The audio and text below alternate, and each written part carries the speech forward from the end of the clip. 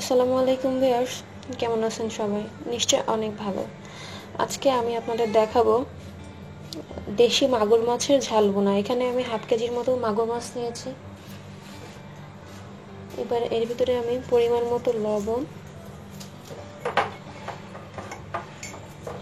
এবং হলুদের গুঁড়া দিয়ে মাছটাকে ভালো করে মেখে নেব।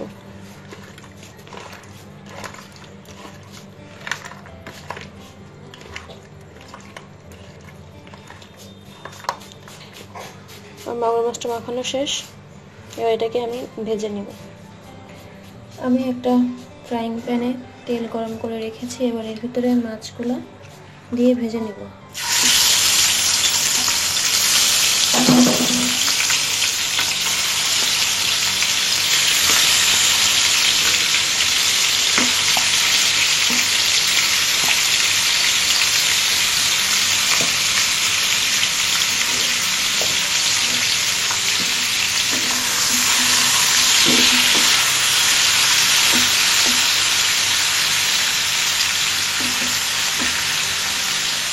আমরা মাছের একটা সাইড ভাজা হওয়া পর্যন্ত অপেক্ষা করব।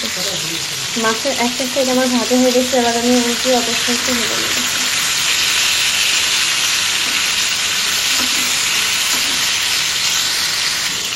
ভিউয়ার্স, আমার মাছগুলো ভাজা হয়ে গেছে। এবার আমি চুলা থেকে মাছগুলো নামিয়ে নেব।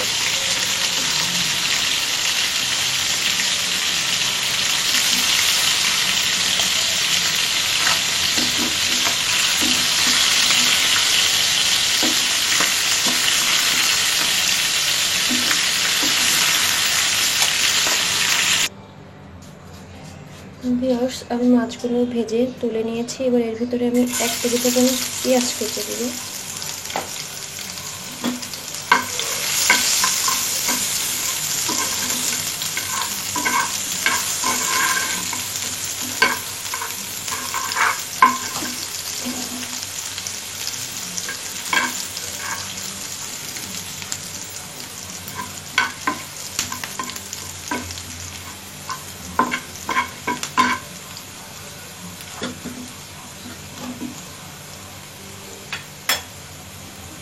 এবার আমি এর ভিতরে দিয়ে দেবো 1 চা চামচ জিরে বাটা, 1 চা চামচ আদা বাটা এবং 2 টেবিল চামচ রসুন বাটা।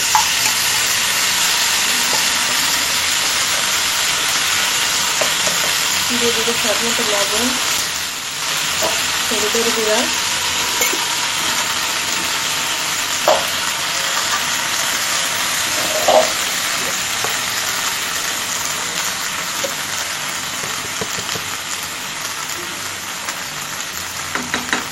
চামচ শুকনো মরিচের গুঁড়া।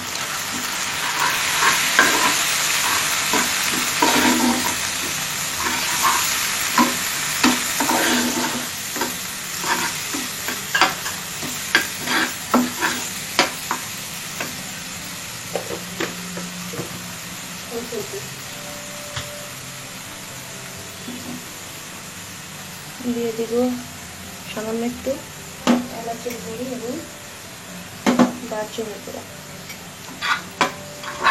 দিয়ে মশলাটাকে ভালো করে ভেজে নেব।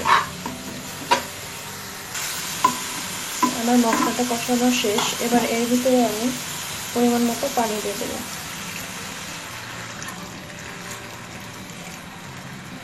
এবার চুলার আঁচটাকে আমি বাড়িয়ে দেব।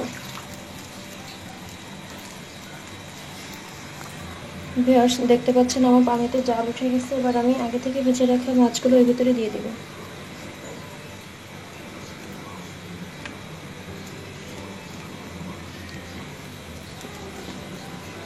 মাছগুলোকে এক জায়গায় না দিয়ে এরকম ছড়িয়ে ছড়িয়ে দিতে হবে।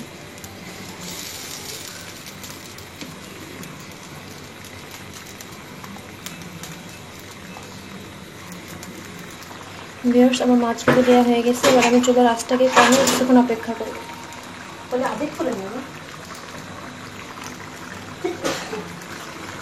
ভিউয়ার্স, দেখতে পাচ্ছেন আমার মাছ ভুনাটা প্রায় হয়ে আসছে। এই পর্যায়ের ভিতরে আমি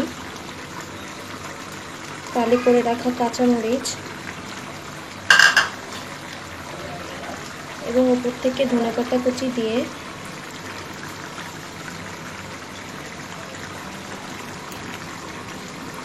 আর 1 থেকে 1.5 মিনিট চুলায় রেখে এটাকে আমি নামিয়ে নেব।